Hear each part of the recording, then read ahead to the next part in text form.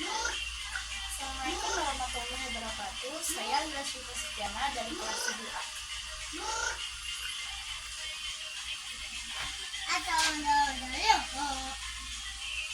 Apabila kalian mempelajari teknik informatika, maka kalian akan cukup banyak berkutat dengan pemrogramming, pengembangan perangkat lunak, software, dan teknologi jaringan komputer. Pada dasarnya, kalian akan menjadi penerjemah suatu ide yang harus dituangkan dalam bentuk digital menggunakan bahasa pemrograman tertentu.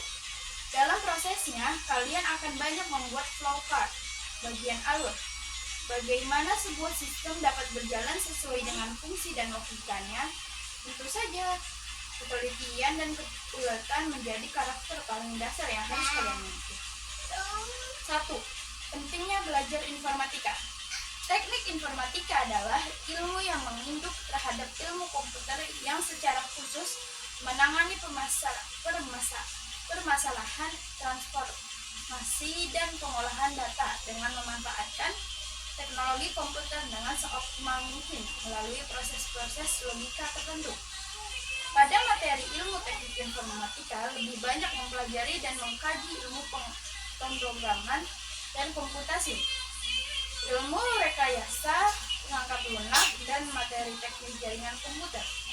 Berikut alasan kalian harus belajar informatika. A. Ilmu yang dipelajari.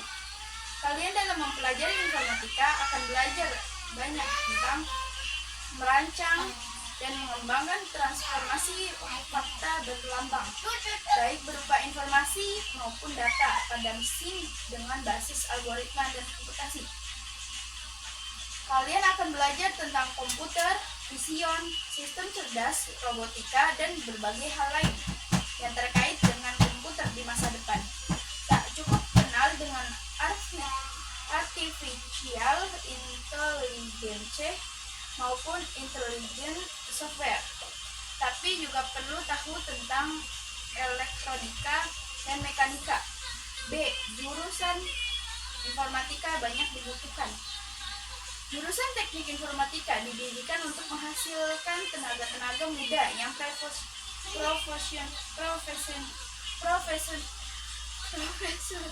profesional dan terampil pada bidang teknologi informasi. Jurusan teknik informatika bertujuan pada pengembangan perangkat lunak berkualitas hingga pemutakhiran aplikasi yang berbasis pada artificial intelligence, robotika, keamanan informasi dan jaringan, pengelolaan informasi multimedia, dan pengolahan data. Oleh karenanya, kalian akan bertemu dengan pemrograman, arsitektur komputer, perancangan, dan analisis algoritma, jaringan komputer, sistem operasi, sistem cerdas, teori komputasi, analisis numerik, rekayasa perangkat lunak, dan sebagainya. C. Pengembangan kompetensi dan produktivitas. Teknologi bisa berfungsi sebagai alat untuk meningkatkan kompetensi dan produktivitas dalam bekerja, maupun kegiatan lain seperti belajar. Pada masa sekarang, tak sedikit jenis pekerjaan baru yang bertumpu pada teknologi. Bahkan pekerjaan dengan teknologi jauh mencapai hasil yang jauh lebih memuaskan dibanding bekerja dengan sistem manual. Ekspor impor tidak lagi seperti dulu, tetapi sudah bisa dilakukan dari rumah dengan bisnis online lintas benua. Informatika dan kehidupan. Salah satu jurusan yang lagi naik daun di kalangan para pelajar adalah teknik informatika. Bahkan jurusan teknik informatika menjadi salah satu jurusan paling diminati pada tahun 2022.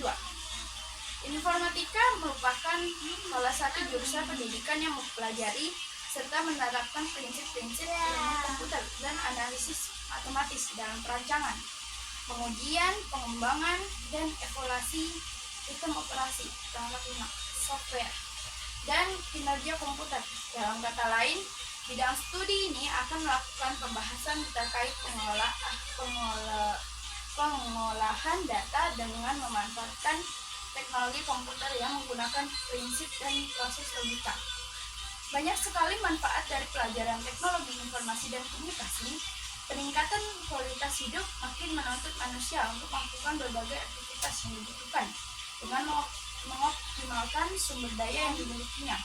Teknologi informasi dan komunikasi yang perkembangannya begitu cepat secara tidak langsung mengharuskan manusia untuk menggunakannya dalam segala aktivitasnya.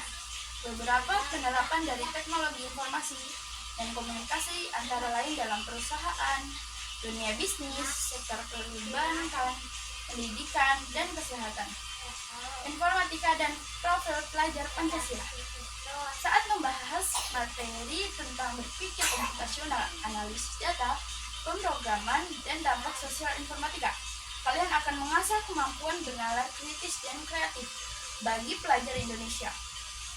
Karakter yang baik tersebut dirumuskan sebagai profil pelajar Pancasila yang memiliki ciri-ciri antara lain bernalar kritis, mandiri, kreatif, gotong royong. Siswa memiliki kemampuan berkolaborasi yang merupakan soft skill utama yang terpenting di masa depan agar bisa bekerja secara tim, kebinekaan global, dan berakhlak mulia. Pengantar keterampilan generik. Membutuhkan sebuah kerja sama yang baik dalam sebuah organisasi maupun tim atau kelompok.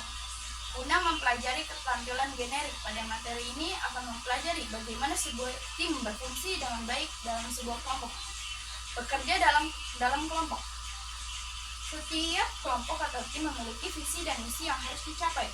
Hal yang kita semua pahami hanya dapat diraih dengan partisipasi aktif semua elemen dalam tim. Semua pihak dalam tim atau organisasi harus memiliki persepsi dan pemahaman yang sama untuk tumbuh dan maju. Tak sekedar tumbuh dan maju, namun tumbuh dan maju dengan cepat. Dalam bekerja, kita tidak seorang diri, tapi bekerja dengan orang lain dalam satu tim. Oleh karena itu, kita perlu mempelajari prinsip-prinsip bekerja sama di dalam satu tim. Prinsip kerjasama dalam tim atau kelompok. Jika dilihat dari asal katanya, tim merupakan terjemahan dari kata Inggris, yaitu together, everyone, dan achievers, yang artinya bekerja sama. Maksudnya, jika sesuatu pekerjaan dikerjakan dengan cara bekerja sama, maka akan mencapai hasil yang lebih baik. Tim merupakan bentuk khusus dari kelompok kerja yang berbeda dengan bentuk-bentuk kelompok kerja lainnya. Tim beranggotakan orang-orang profesional yang dikoordinasikan untuk bekerja sama dalam menangani suatu tugas atau pekerjaan tertentu. Tim adalah sekelompok orang dengan berbagai latar belakang keahlian yang menjalin kerjasama untuk mencapai tujuan bersama. Menyadari tujuan, tugas, dan tanggung jawab dalam tim. Setiap anggota tim tentu saja harus menyadari tujuan, tugas, dan tanggung jawabnya. Bagaimana menyadari tujuan, tugas, dan tanggung jawab dalam tim dapat dijelaskan sebagai berikut. Tugas dan tanggung jawab anggota tim. Secara umum, tugas dan tanggung jawab anggota tim adalah sebagai berikut. A. Mewujudkan tujuan dan misi tim. Memelihara kebersamaan dalam tim. C. Memahami, mematuhi, dan melaksanakan ketentuan atau norma yang berlaku dalam tim. D. Merealisasikan tugas dan pekerjaan dengan sebaik-baiknya. E. Menjaga nama baik dan kerahasiaan tim. F. Menjamin kelancaran pelaksanaan tugas dan pekerjaan tim. Tugas 2. Tugas dan tanggung jawab pimpinan tim. Kepemimpinan pada dasarnya merupakan proses manajemen dalam rangka memberikan pengaruh, bimbingan, dan pengarahan terhadap kegiatan yang berhubungan dengan tugas dan tanggung jawabnya. Secara umum, tugas dan tanggung jawab pimpinan tim adalah sebagai berikut. A. Kreatif dan proaktif dalam memberikan dukungan terhadap kerjasama tim. B. Membimbing dan mengarahkan seluruh anggota dalam pelaksanaan kerjasama tim. C. Menanggapi dan menangani setiap permasalahan yang timbul sebagai dampak negatif dari kerjasama tim. D. Memikul seluruh tanggung jawab terhadap maju mundurnya kerjasama tim. E. Memberikan komando terhadap pelaksanaan tugas dan kegiatan tim. 3. Tugas dan tanggung jawab terhadap anggota yang paling. Dalam kerja tim, tidak ada istilah keberhasilan individu, melainkan keberhasilan tim. Setiap anggota tim diharapkan dapat mengarahkan segenap kemampuan untuk tim. Jika dalam suatu tim terdapat anggota yang pasif, maka hal ini harus segera diatasi. Guna mengatasi anggota yang pasif dapat dilakukan dengan langkah-langkah berikut. A. Pimpinan bertindak lebih tegas. B. Pimpinan jangan ragu-ragu untuk menegur anggota yang pasif. C. Pimpinan harus tegas dalam pembagian tugas kerja. D. Pimpinan jangan sering menghandle pekerjaan anggota yang pasif. E. Pimpinan jangan putus asa dan terbawa arus untuk ikut-ikutan pasif. 4. Strategi pelaksanaan tugas dan tanggung jawab bekerja sama dalam tim. Pembentukan suatu tim tentu saja tidak dengan sendirinya akan dapat berjalan efektif sebagaimana yang diharapkan. Oleh karena itu, diperlukan strategi untuk mengatasi berbagai kendala dan hambatan yang muncul. 2. Mengkomunikasikan hasil kerja. Hakikat berkomunikasi adalah menyampaikan gagasan atau konsep kepada pihak lain. Komunikasi yang baik adalah jika informasi yang disampaikan diterima sama isi dan maknanya oleh pihak lain. Terdapat berbagai cara berkomunikasi untuk mencapai komunikasi yang baik.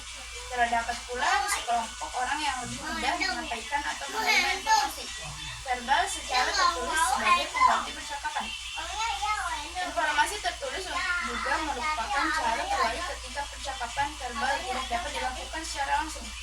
Kemampuan komunikasikan menjadi makin mudah dan memiliki jangkauan luas seiring dengan perkembangan teknologi informasi. Perangkat digital yang merambah pada hampir seluruh bidang kehidupan mendukung proses berkomunikasi menjadi tanpa hambatan.